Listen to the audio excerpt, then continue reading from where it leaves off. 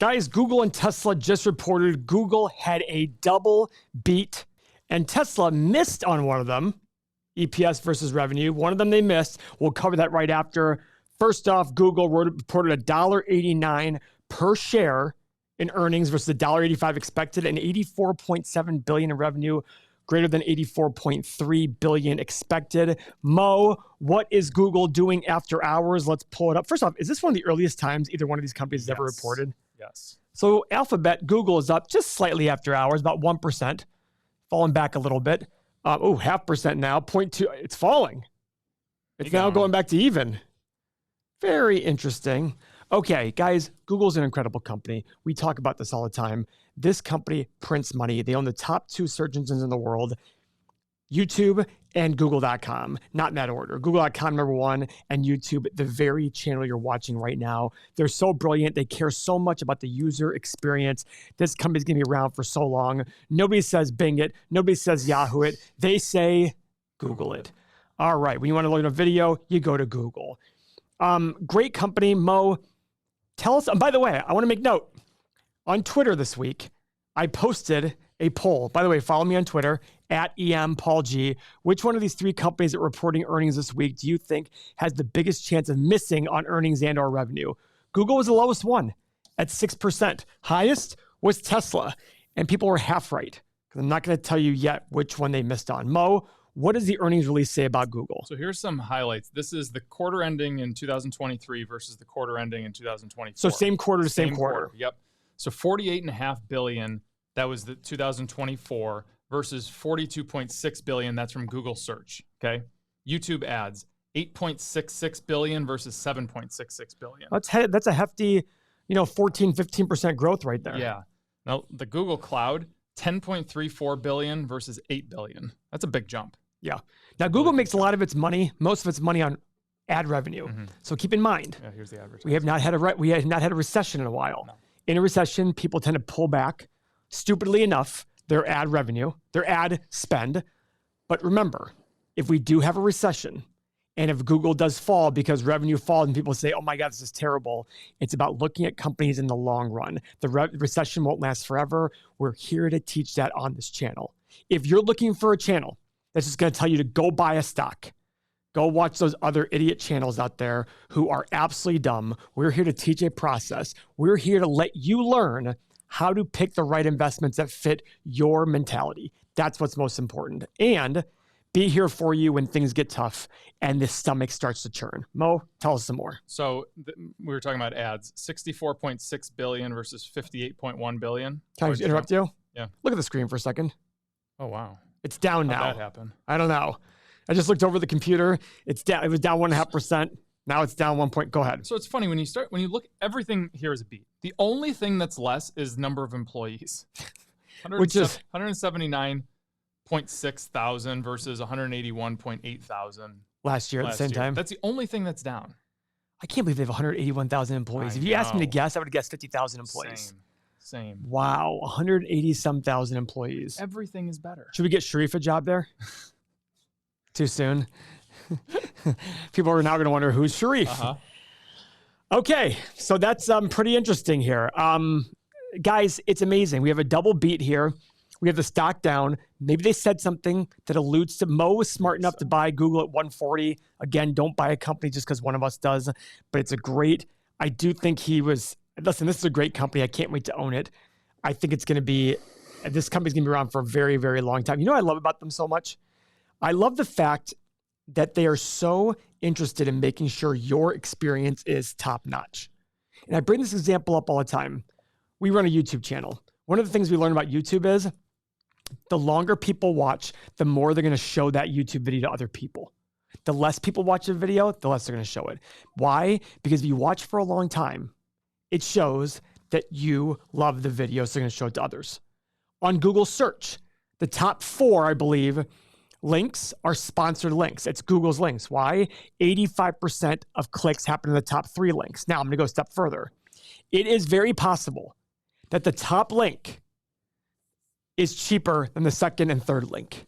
You might wonder, how is that possible? You'd think the top one, because they reward the top link if it's very relevant to what the person is searching for. They have a certain calculation they go where they say, hey, what this person is searching for is highly, highly relevant. And they assign a score of 1 to 10. And it's a calculation. If it's a 10 out of 10, you could very well end up paying less than everybody below you.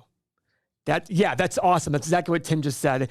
That's how much they want you as a user to have a good experience. That's what's incredible. All right. So Mo, the stock's now down 1%. Do they have a call today? I'm sure they have a call at like 5:30 Eastern time or something like that. What time is the call at? They have a call here in 15 minutes. Yep.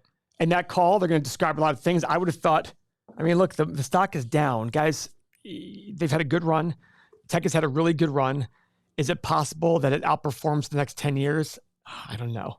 I just don't know. Now, on our main channel, Everything Money, if you don't follow it, you might want to, because we do analysis on Google, and we are doing a video on Google analysis here in the future. And if you like these earnings release videos, any sort of news videos, we record on this channel 4 or 5 times a week. So make sure you subscribe. Mo, let's talk about Tesla. Okay. Tesla, let's pull it up right here and see how they're doing after. What do you think they're doing after hours? And you know the results. By the way, I'm going to tell you, they reported 52 cents in earnings per share, missing 62 cents per share, but they did 25.5 billion in revenue, beating 24.7. So what do you think the company is doing right now? They're probably up. They're down 5%. Oh, wow. After being down 2% earlier today. Wow, look at that. Down 5%. They missed on earnings per share. Guys, we're going to talk about it till we're blue in the face. I love Elon Musk. I think he's brilliant. He just did an interview where he kept talking about how Tesla's an AI company, and they very well could be correct. But right now, the company is a car company. Mo, break that down for us. Okay, so if you have automotive revenues, I'm just going to do this quarter, okay? Yep. 19.8 billion. Out of the 25.5. Correct. So energy generation and storage revenue, 3 billion. Yep. Services and other revenue, 2.6 billion. The funny part about the services and other revenue, it includes used cars and it includes other things that have to do with cars. So really their revenue from cars are over 85%. Guys, as of this very second, Tesla is a car company. Doesn't mean their potential isn't huge for being a tech company, AI and all that stuff. But right now it's a car company. And I believe the average car company is between 0.5 and 1 times revenue. This is 9 times revenue.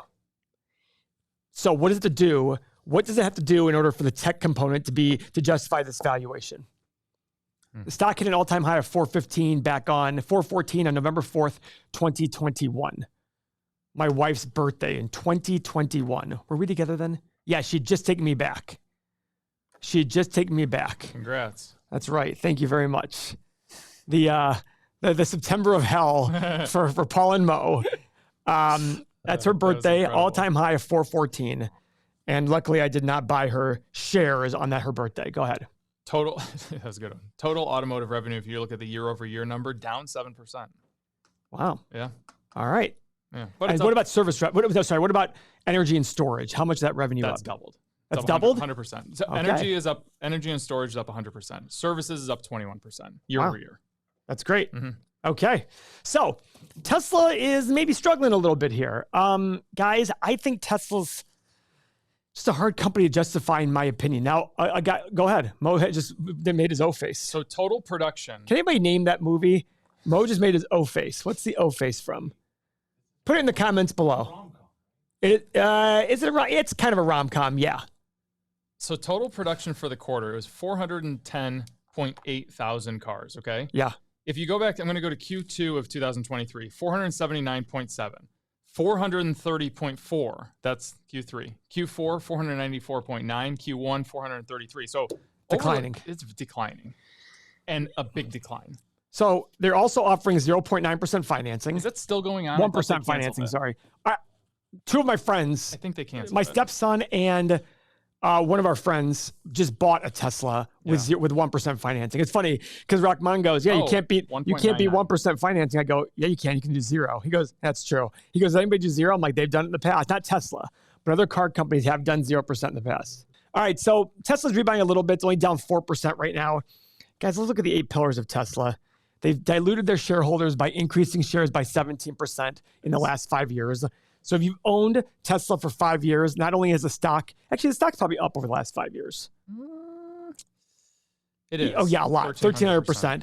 but it should be up 16% more than that because they've diluted people. I mean, it's still done well the last 5 years, but last 6 months up 18. Wow, last 3 months up 70%. Last 1 month, 35%. It's been on a tear, guys. But that doesn't include today's after hours fall. So tomorrow, we'll see how it plays out. But is this a breather for tech? I don't know. Now, guys, I just got notification. Visa just reported. Tim, can you tell me what Visa did? They reported earnings per share of $2.42, matching expectations. Revenue of $8.90 billion, missing 8.92. And revenue of $8.9 billion, barely missing 8.92. Is Visa the consumer indicator of what's going on? It's down about 1.8%. Visa is a great company, great margins. Guys, this company has 80% gross margins, 50-some% profit margin. That means that they're paying taxes, overhead, everything. They put 50% in their pocket. Amazing cash flow. This is the kind of company where if we have a recession or we have a major market down and this company falls hard, you're going to want to buy the crap out of this company. Great return on invested capital. I'm going to be watching this company for a while. So guys, all the more reason, follow this channel because we are the guys you go to when things are falling apart. All the other idiots out there on YouTube, they're the ones buying only the hype. They follow us when you want to feel warm and fuzzy inside. Again, I repeat, if you want somebody to feed you stock picks, there's a great guy named Jordan Belfort, Wolf of Wall Street. Go to him. Go to Bernie Madoff, RIP. Go to those guys. If you want to learn a process that makes sense for you, follow us. I appreciate your time.